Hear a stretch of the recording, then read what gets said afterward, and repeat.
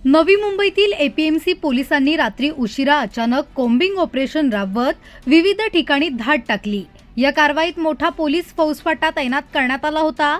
पोलिसांनी close storage, झोपडपट्ट्या तसेच विविध ठिकाणी नाकाबंदी करून तपासणी केली।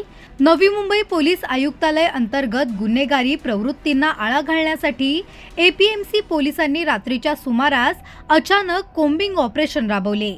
या ऑपरेशनमध्ये कोल्ड स्टोरेजमध्ये तपासणी केली, तसेच रस्त्यातील मुख्य चौकांमध्ये नाकाबंदी करत वाहनांची तपासणी केली। त्याबरोबरच ज्या झोपडपट्ट्यांमध्ये जास्तीत जास्त अंमली पदार्थांचे गुन्हे दाखल होतात त्यांची कसून चौकशी केली। या विशेष मोहिमेदरम्यान पोलिसांनी एक नायजेरियन नागरिक, 2 बांगलादेशी नागरिक तसेच गावठी कट्टा बाळगणारा एक इसम व गुटखा विक्री करणाऱ्या 2 आरोपींना अटक केली आहे। या कोम्बिंग ऑपरेशनमध्ये पोलिसांनी संशयितांची कसून चौकशी करत बेकायदेशीर कृत्यांवर कारवाई केली आहे। एपीएमसी पोलिसांच्या या कोम्बिंग ऑपरेशनमुळे परिसरात मोठी खळबळ उडाली असून नागरिकांच्या सुरक्षेसाठी अशा प्रकारच्या कारवाया पुढेही सुरू राहणार असल्याचे पोलिसांनी सांगितले आहे।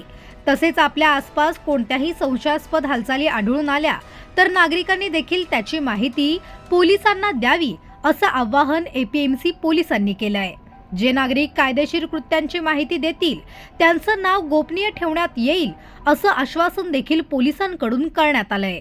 नवी मुंबई पोलीस आयुक्तालयामध्ये जी मोहीम आता सुरू करण्यात आलेली आहे त्याचा भाग म्हणून आज एपीएमसी पोलीस ठाणे हद्दीमध्ये कोम्बिंग ऑपरेशन सुरू आहे।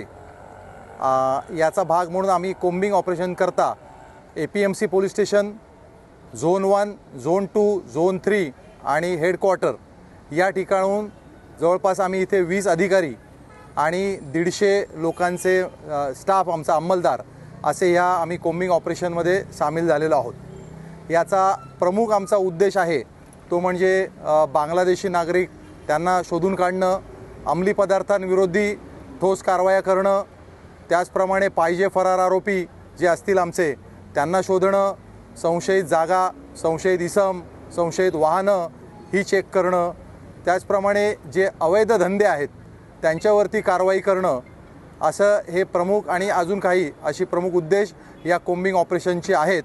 आणि आत्तासुद्धा कोम्बिंग ऑपरेशन वेगवेगळ्या भागात आम्ही करण्यात आलं।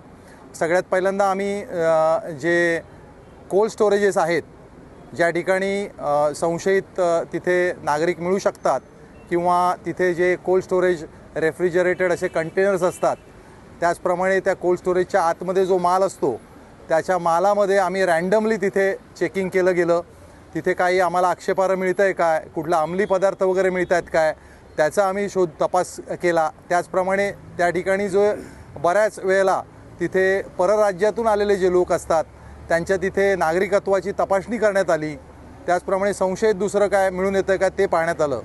त्याचप्रमाणे जी झोपडपट्टी आहे ते ग्रीन पार्कच्या जवळची ती मोठी झोपडपट्टी एपीएमसी पोलिसांच्या हद्दीमध्ये आहे, तिथेसुद्धा आमचे जे आरोपी आहेत, पाहिजे फरारी, त्याचप्रमाणे सराईत जे आमचे जे रेकॉर्डवरचे गुन्हेगार आहेत त्यांची तपासणी करण्यात आली। असं ह्या प्रकारचं अभियान आमचं सुरू आहे। या अभियानाच्या दरम्यान आत्तापर्यंत आम्ही एका ठिकाणी एक नायजेरियन नागरिक त्याला अटक करण्यात आली। त्याच्याकडून म्हणजे त्याचं किंग फिडेलेस असं त्याचं नाव आहे आणि त्याच्याकडून 10 ग्रॅम कोकेन, ज्याची आंतरराष्ट्रीय बाजारामध्ये सुमारे 2.5 लाख अशी किंमत आहे, ते आम्ही जप्त करण्यात आलेलं आहे। त्याचप्रमाणे एक नजमुल शेख नावाचा आरोपी जो आहे त्याला पकडून त्याच्याकडून एक देशी बनावटीचं रिव्हॉल्वर आणि एक जिवंत काडतूस असं एक जप्त करण्यात आलेलं आहे। त्याचप्रमाणे या मोहिमेमध्ये आज कोपरी या ठिकाणाहून 3 ज्या संशयित महिला आहेत त्या ताब्यात घेतल्या। त्याच्यापैकी 2 देशी असल्याचे पुरावे आम्हाला प्राप्त झालेले आहेत। एक महिला जी आहे तिचा आत्तापर्यंत अजूनसुद्धा तपासणी सुरू आहे। त्याचप्रमाणे आम्ही गुटखा विक्री करणारे, दारू विक्री करणारे, सराईत गुन्हेगार असे मोठी कारवाई सध्या सुरू आहे। हे अभियान आमचं उशिरापर्यंत सुरू असणार आहे। नागरिकांना आम्ही तसं पण आवाहन केलेलं आहे की आपण कुठलीही काय घाबरण्याची काय इथे गरज अजिबात नाही आहे। पोलीस जे आहेत ते आमचं काम करत आहेत। त्याचप्रमाणे नागरिकांना या निमित्ताने मी आवाहन करीन की आपल्याला जर कुठे बांगलादेशी नागरिक किंवा अंमली पदार्थ किंवा दुसरं कुठलंही काही आपल्याला जर गैरकृत्य होत असेल, त्याची आपल्याला जर माहिती तुम्हाला मिळत असेल तर ती कृपया तुम्ही पोलिसांना शेअर करा. तुमची नावं गुप्त ठेवण्यात येतील त्याबद्दल आपण निश्चिंत असावं.